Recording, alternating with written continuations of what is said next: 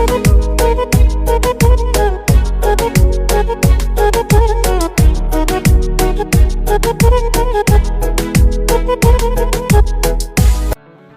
all, welcome to our channel. In this video we'll discuss about tuples.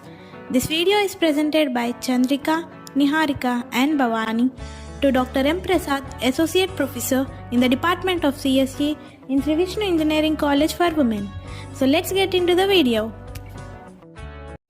Tuple. Python tuples are like a list. It can hold a sequence of items. The difference is that it is immutable. Let's learn the syntax to create a tuple in Python.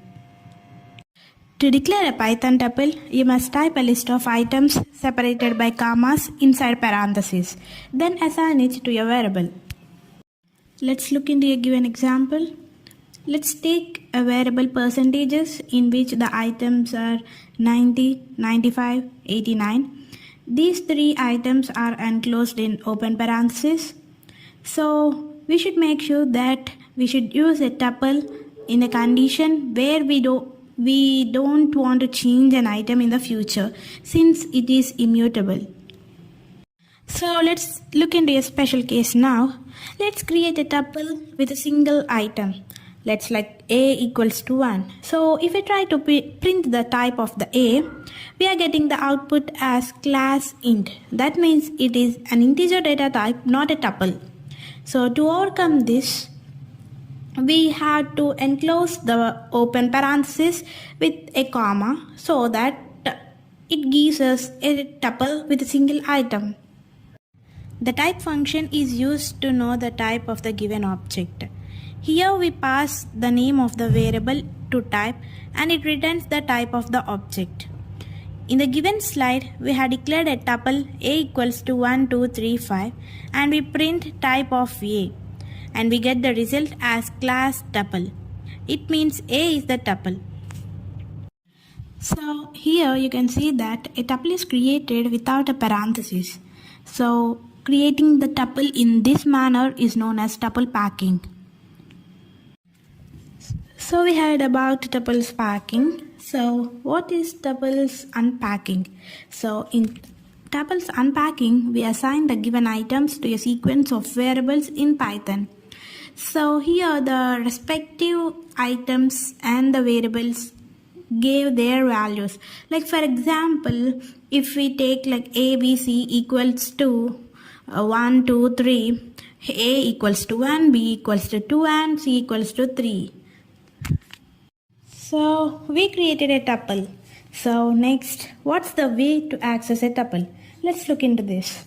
So to access a tuple, we use a square bracket with the index number in it.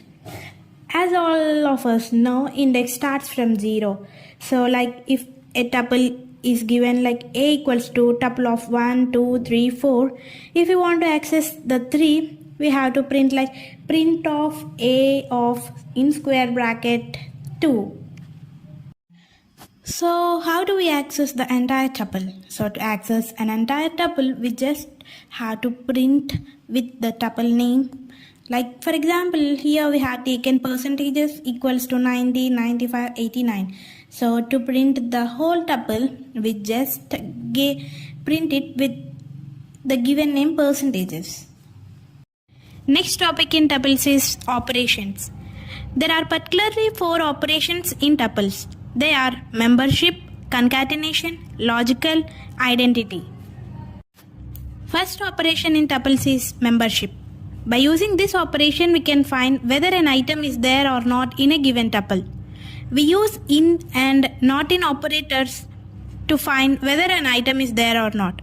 For example, if a tuple such as tuple of string is given, then if we want to find whether a character a is there or not in the given tuple, we find a in tuple of string. Then the output is false since a is not present in the string. Let's look at concatenation. Concatenation is just joining given 2 tuples. For example, if you have few items in tuple 1 and another few items in tuple 2, if we join both of them, then we'll have the resultant tuple with all the items in both the tuples. So here in the example, if we take a tuple 1 as 1, 2, 3 as items and tuple 2 with 4, 5, 6 items, if we do concatenation by putting a plus symbol in between the both tuples, we'll get an output as 1, 2, 3, 4, 5, 6. So what if we join a tuple with tuple 1 as 1, 2, 3 and with tuple 2 as 1, 2, 3? Do check it out and reply in the comment section.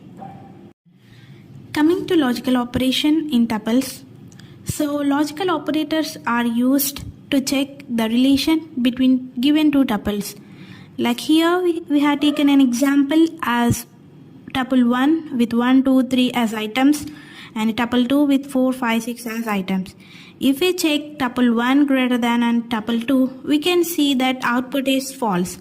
It is because it compares the corresponding elements in the given two tuples. Like 1 greater than 4.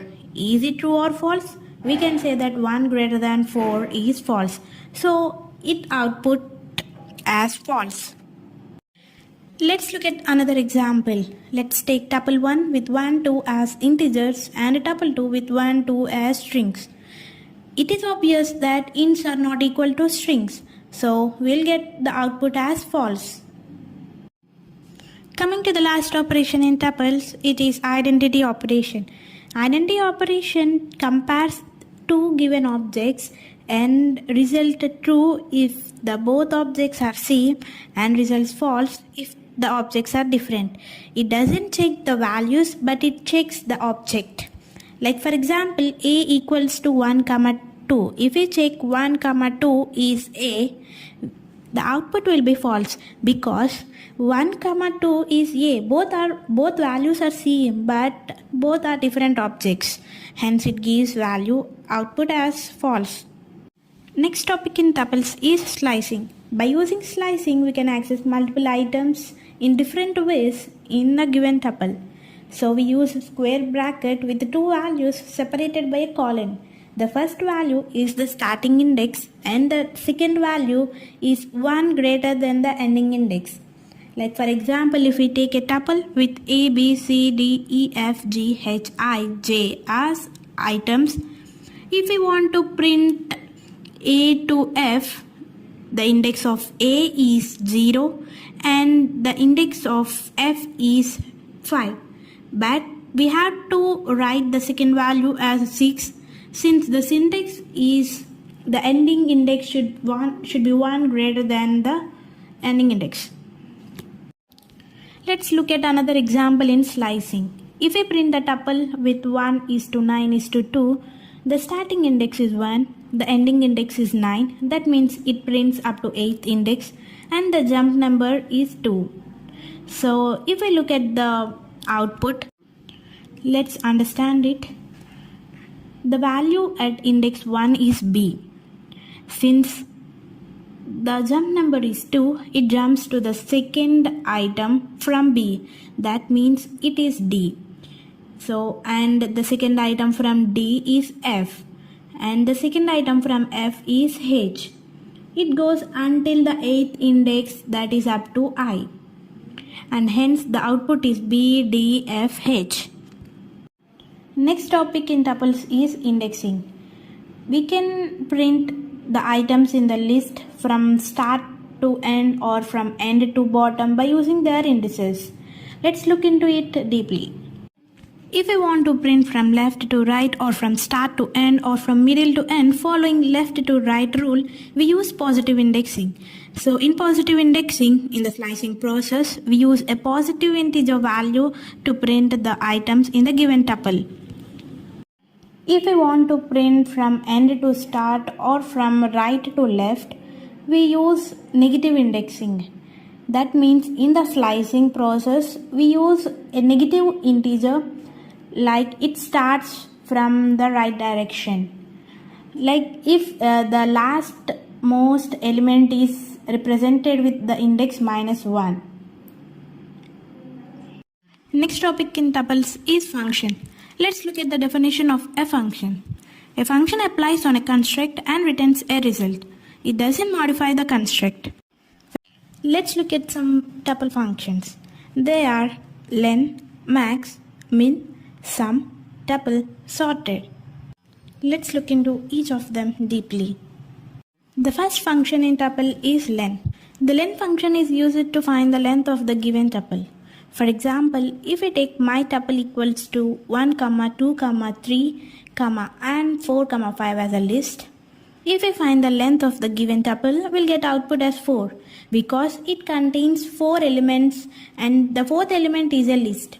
From this we can also conclude that a list can be written as an element in a tuple. Second function in tuples is max. Max function returns the maximum element in the given tuple. For example, if we take a tuple A equals to 1, 2, 3, 4, 5, 6, we know that the maximum element is 6. So let's find out whether it's true or not by using a max function. If we print max of A, then the output is 6. Yes, from this we can conclude that max returns the maximum element in the given tuple. As maximum in the given tuple is written by a max function, then there should be a function which returns the minimum of the given tuple. So that's none other than min function. The third one is min function.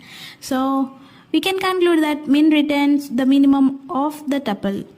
So in the previous example, as we have taken A equals to 1, 2, 3, 4, 5, 6 as elements, if we find out the min of A, then we will get the output 1 because 1 is the smallest element in the given tuple.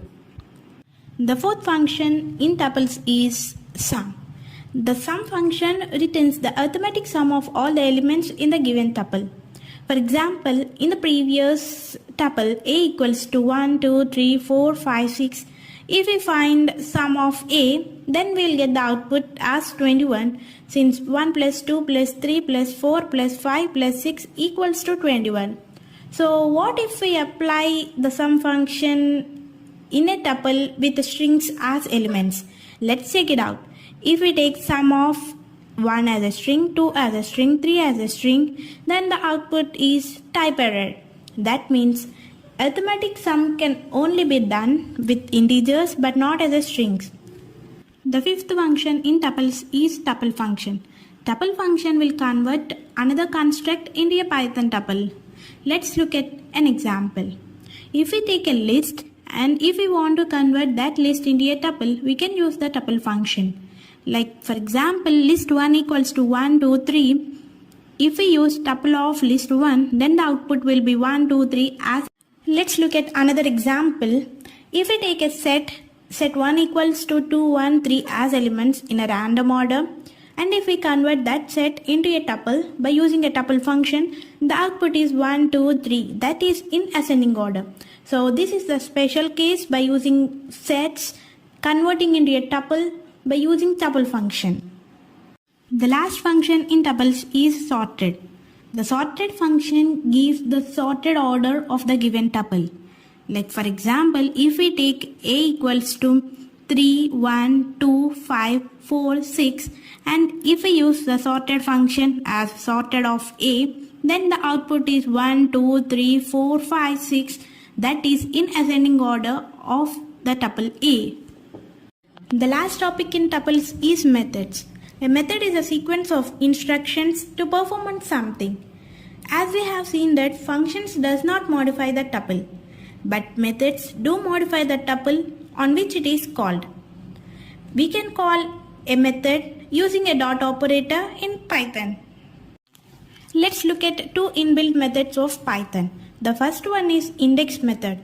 Index method will take a value and it gives the index of that value. Let's look at an example. A equals to 1, 2, 3, 2, 4, 5, 2 as elements. And if we want the index of 2, then we can call by using a dot index of 2. We can see that 2 is at indexes 1, 3, 6. But we are getting output as 1 since it only gives output of the first occurring element. The second method is count.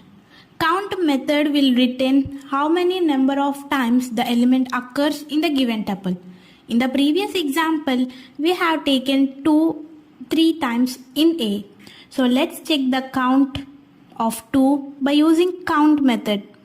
The syntax is A dot count of 2. Then we are getting output as 3. Thank you for watching.